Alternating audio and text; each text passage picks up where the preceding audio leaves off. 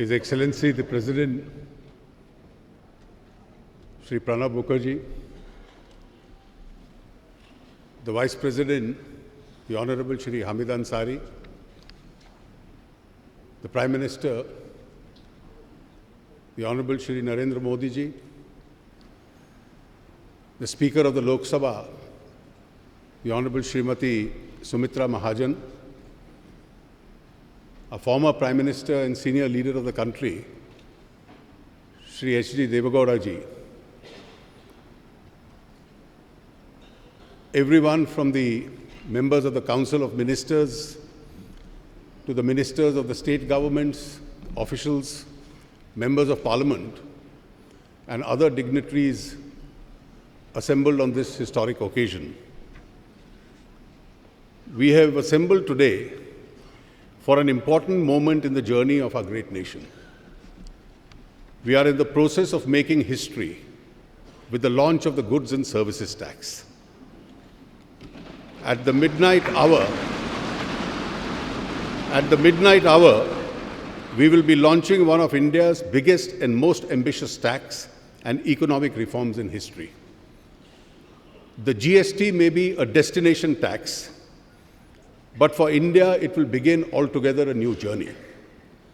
It's a journey where India will awake to limitless possibilities, to expand its economic horizons and loftier political visions.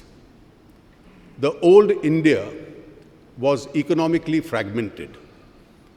The new India will create one tax, one market, and for one nation. It will be an India where the center and the states work together cooperatively and harmoniously towards the common goal of shared prosperity. It will be an India which will write a new destiny. The GST is an important achievement for the whole country. The unanimity of support for the Constitution Amendment and the consensus-based work of the GST Council highlights that India can rise above narrow politics and speak in one voice for larger national interest. The quality and the maturity of the debate leading to the Constitution Amendment and in the GST Council underscores this point, that India can collectively think and act with maturity for a broader purpose. The Constitution says that India is a union of states. The union is strong if both the states and the center are strong. That is the real meaning of cooperative federalism. While enacting the GST, neither the center nor the states give up their sovereignty. They have pooled their sovereignty to make joint decisions on indirect taxation. In a large and complex federal system of multi-party democracy, with the center, 29 states, 2 union territories with legislatures, and a wide divergent interest, we have implemented a constitution amendment and brought in a large tax reform, displaying a high point of Indian politics. We have done this at a time when the world is facing slow growth, isolationism, and the lack of structural reforms. With the GST, India has showcased that these forces can be overcome through the display of inclusion, openness, and boldness. For this, all members of Parliament, the state governments, all political parties, state finance ministers, and a dedicated team of officers of the center and the state governments who contributed to this deserve to be appreciated and thanked. राष्ट्रपति जी, ये जो यात्रा थी, आप इसके सबसे प्रमुख गवाह हैं कि लगभग 15 वर्ष से पहले आरंभ हुई थी। NDA 1 सरकार ने एक समिति की रचना की थी, जिसके अध्यक्ष श्री विजय केलकर आज इस सभागार में मौजूद हैं। उन्होंने सन 2003 में एक ऐतिहासिक रिपोर्ट दी थी कि इस देश के अंदर एक वैल्यू बेस्ड टैक्सेशन जीएसटी के नाम से आरंभ किया जाए। 2006 के बजट में यूपीए सरकार ने घोषणा की थी कि 2010 तक इसको लागू करने का प्रयास होगा, और 2011 के बजट में जब महामहिम राष्ट्रपति जी ने उस वक्त वित्त मंत्री की हैसियत में बजट पेश किया था, तो उसके तुरंत बाद आपने संविधान संशोधन भी देश के सामने रखा था, जिसके माध्यम से राज्य और केंद्र अपने अधिकारों को एकत्रित करके गुड्स एंड सर्विस टैक्स की रचना करें। आपकी उस संविधान संशोधन के बाद पार्लियामेंट की स्टैंडिंग कमेटी, उसने बहुत योगदान लायक सुझाव दिए थे। यशवंत सिन्हा जी आज मौजूद हैं इस सभागार में, वो उसके अध्यक्ष थे, और उसका सबसे महत्वपूर्ण सिफारिशों में से एक थी कि जीएसटी काउंसिल की रचना की जाए, जिसमें 1/3 वोट केंद्र का होगा, 2/3 वोट राज्यों के होंगे, लेकिन निर्णय करने के लिए 3/4 बहुमत की आवश्यकता है। स्टैंडिंग कमेटी के उस निर्णय का यह असर था कि केंद्र और राज्यों को संवैधानिक दृष्टि से इकट्ठा काम करने के लिए मजबूर किया गया, और जीएसटी काउंसिल में जो एक प्रकार से कंसेंसस बना, उसमें इसका एक बहुत बड़ा योगदान स्टैंडिंग कमेटी के उस सुझाव का था। एक पैरेलल रचना राज्यों के वित्त मंत्रियों की थी, एक एम्पावर्ड कमेटी थी, और समय समय पर हर सरकार ने एक परंपरा बनाई कि किसी विरोधी पक्ष के दल की जिस राज्य की सरकार हो, उसका कोई वित्त मंत्री उस एम्पावर्ड कमेटी का अध्यक्ष रहे। पहले अध्यक्ष डॉक्टर असीम दास गुप्ता हमारे बीच में हैं, और बहुत वर्षों तक देश में उन्होंने कंसेंसस बनाने का एक बहुत बड़ा काम किया। मुझे स्वयं उनका आभार इसलिए भी व्यक्त करना है कि मुझे पहली शिक्षा जीएसटी पे उनसे ही मिली थी, एक बैठक में। प्रोफेसर दास गुप्ता के बाद जम्मू कश्मीर के श्री अब्दुल रहीम राठौर, श्री सुशील मोदी, उसके बाद केरल के Shri K M Mani, I think mister Mani is also here, और फिर बंगाल के डॉक्टर अमित मित्रा, ये एक राज्यों के बीच में आम राय बनाते रहे।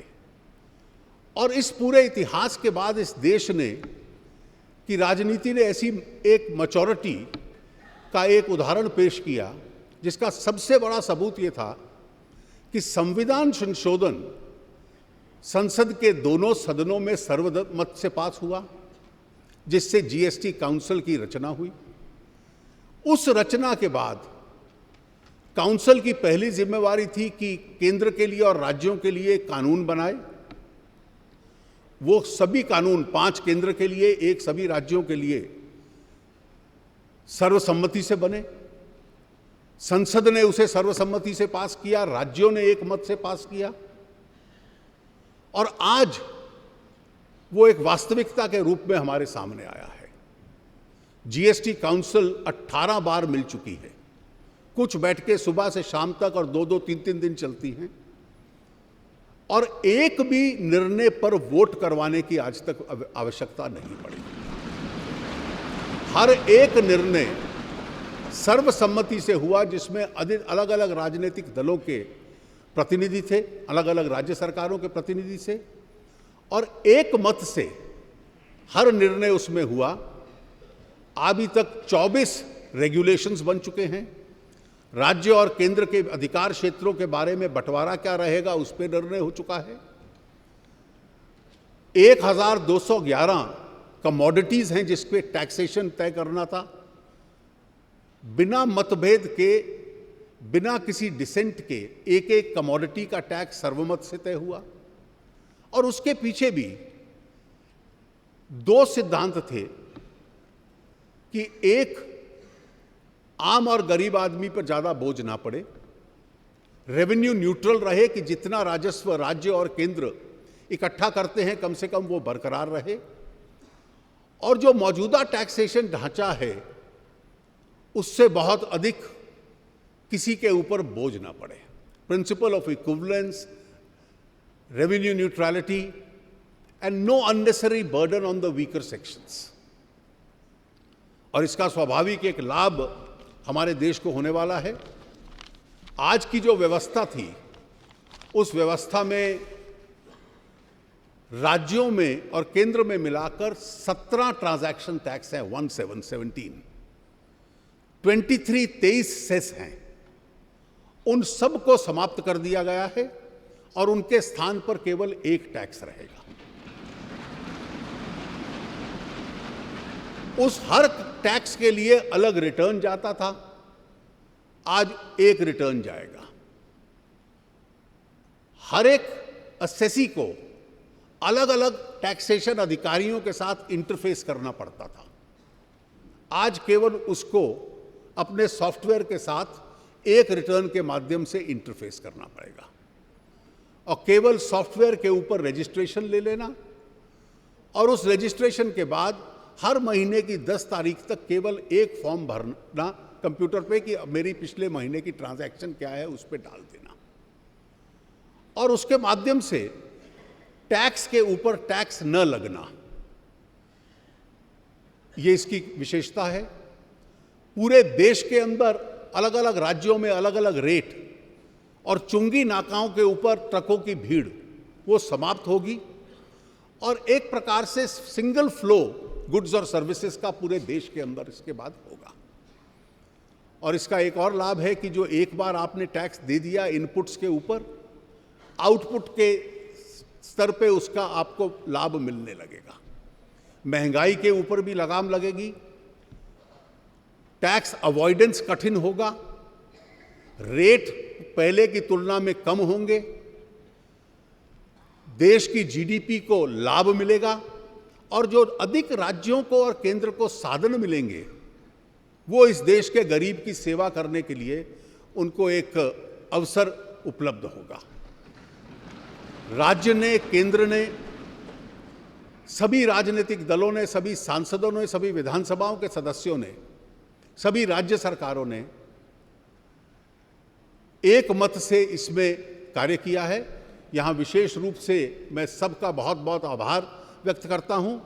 जीएसटी काउंसिल के जो सदस्य हैं, राज्यों के वित्त मंत्री, वो सुबह से शाम तक कई दिनों तक बैठे रहे इन निर्णयों को लेने के लिए, और एक लगन के साथ उनकी सहायता में जो अधिकारी राज्यों के और केंद्र के रात रात भर लगे रहे। जो देश में बहुतों को उम्मीद नहीं थी कि 1 जुलाई का टारगेट मीट हो पाएगा, उस टारगेट तक पहुंचने का उन्होंने हम लोगों को एक आज उसके लिए तैयार कर दिया है। मैं विशेष रूप से उन सभी अधिकारियों का बहुत बहुत आभार, और आप सब सांसद जो आए हैं उन सब का बहुत बहुत आभार व्यक्त करते हुए मैं माननीय प्रधानमंत्री जी से आग्रह करूंगा कि आपके माध्यम से आपको और पूरे देश को वो संबोधित करें। धन्यवाद।